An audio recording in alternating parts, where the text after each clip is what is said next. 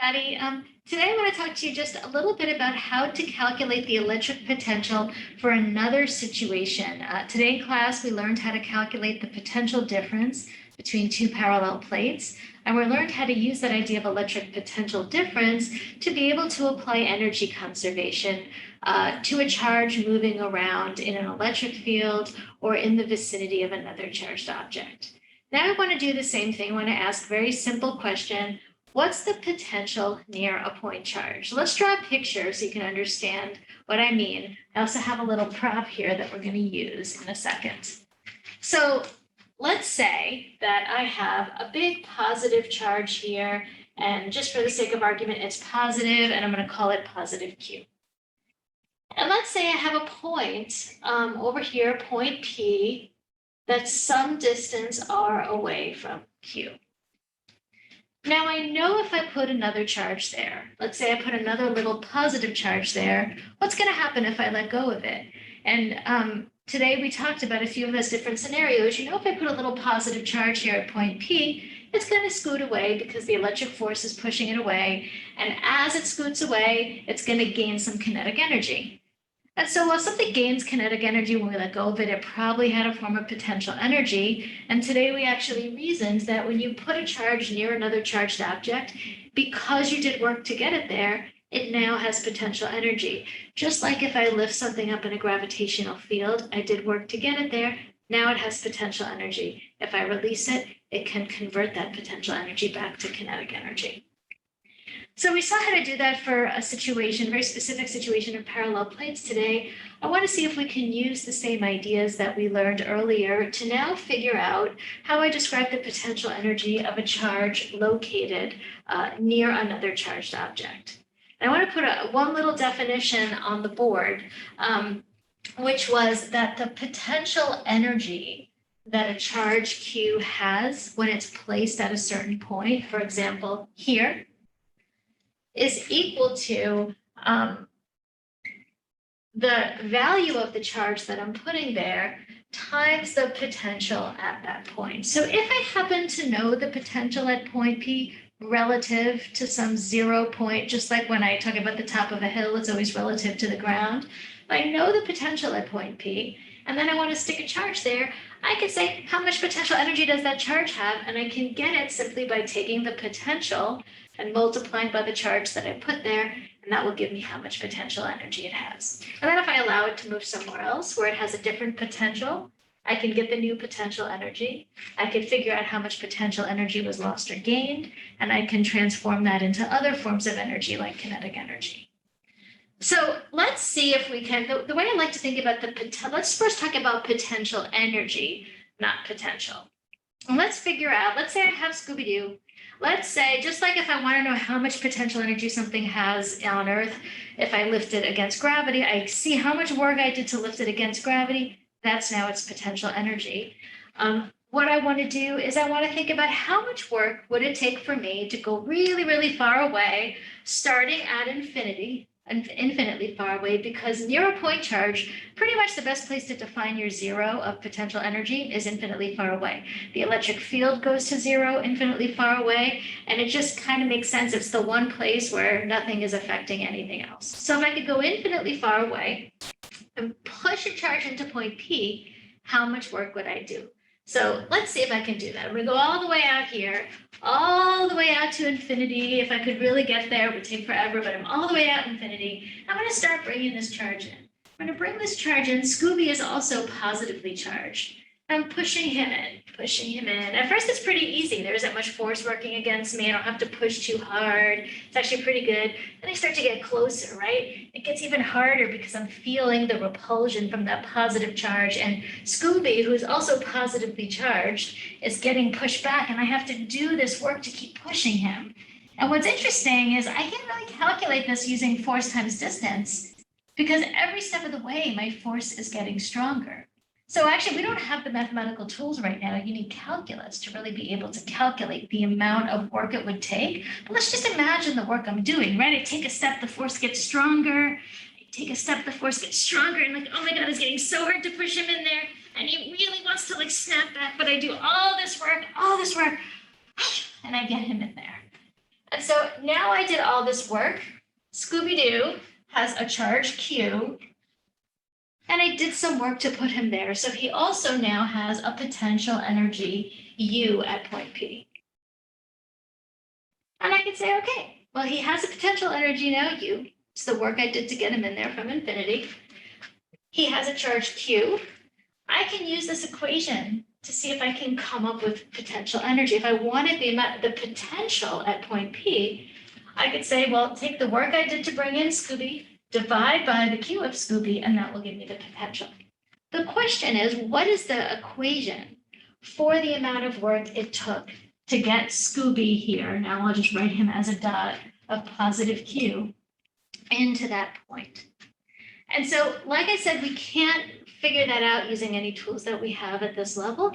We need a little bit more math. And so we would need calculus to be able to calculate that, because if I try to do force times distance, well, what force do I use? Do I use the force way out here? Or the force when it got a lot harder? You know, do I use infinity as my distance? Like, what do I do? It's very complicated, right? And so really what you do is you say, well, I'm going to take the force at this moment, multiply by the little step. Now, before it changes too much, that's a little bit of work, force times distance. Put that in my pocket. Now I'm going to do more force times distance. Put it in my pocket. More force times distance. Put it in my pocket. And if I could somehow add up all of those little bits of work along the way, I would get how much work it took to bring Scooby to that point. And the equation for that potential energy, the potential energy of one charge when it's near another charge, or really the potential energy of the two charge system, U, 4-point charges, is equal to, and I'm just saying this, I'm not proving it, K times the first charge times the second charge divided by the distance between them. Notice the only difference is that it's not R squared. Another major difference is the fact that if I bring in a positive charge near a positive charge, I'm going to have to do positive work. So it has positive potential energy. Positive, positive. If I bring in a negative charge near a negative charge, that's also going to require positive work, right? It would be hard to push a negative charge into a negative charge.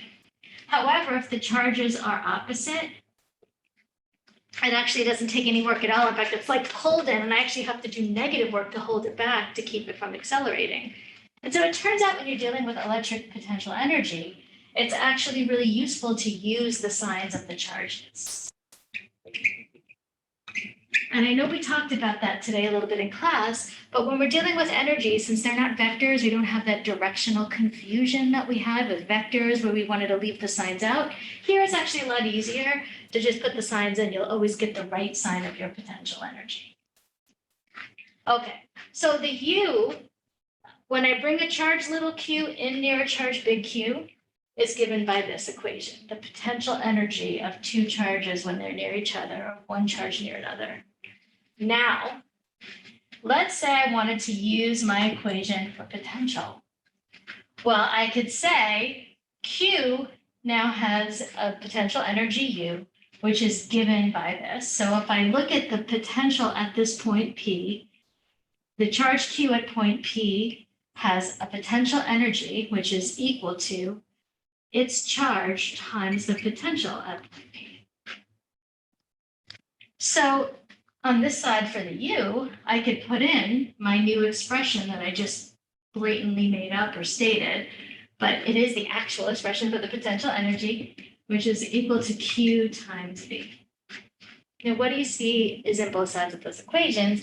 You're probably thinking to yourself, yes, Q, the actual Scooby charge that I brought in, cancels out. And that's really what potential is, right? It's just like electric field conceptually. It's not really about what you're putting there. It's about how this source charge is affecting the space around it. Just like the height of a hill really isn't about what you put on the hill. You see a high hill, you're like, something will have a lot of potential energy up there. And I don't need to really think about what I'm putting there. I just know it's going to have a lot of potential energy. Similarly, you see points of high potential or low potential, you can make judgments about what would happen if you actually put something there. And so this gives us a new fancy equation.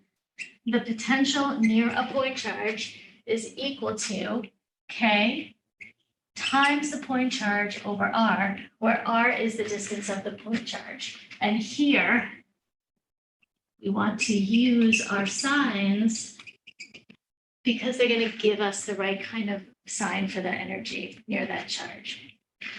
So potential is defined just like electric field in terms of how a positive charge would behave at that point. So a positive potential, when I put in positive for the source charge, it's going to give me the sign of the potential is going to be telling me the amount of work it would take to put a positive charge nearby. If the potential is negative, it means it would take negative work to put a positive charge nearby, which means that it would be, I wouldn't need to do work to bring it in. I'd actually need work to take it out. So the sign of the potential is telling you about the potential energy that a positive charge would have at that point. If you put a negative charge at a point of positive potential, it will have negative potential energy. If you put a negative charge at a point of negative potential, it will have positive potential energy. It's very important to use these two equations together.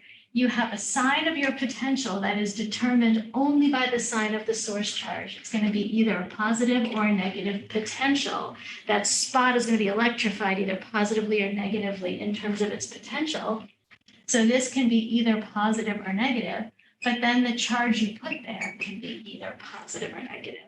And to figure out the actual potential energy of a charge at that point, you need to consider both the signs of the charge you're putting there and the sign of the actual potential. Now, we'll do a lot more with this. This is also in the reading. You have a little problem to try to work out some of these ideas and see how it goes. Monday and Tuesday, we'll really practice with this and you'll feel more comfortable. All right, I hope that was maybe a good preview, a little helpful, hopefully not too long. You can scroll to the end or skip to the end, as they say in The Princess Bride, or you could just read the book instead. All right, have a great night. I'll see you later.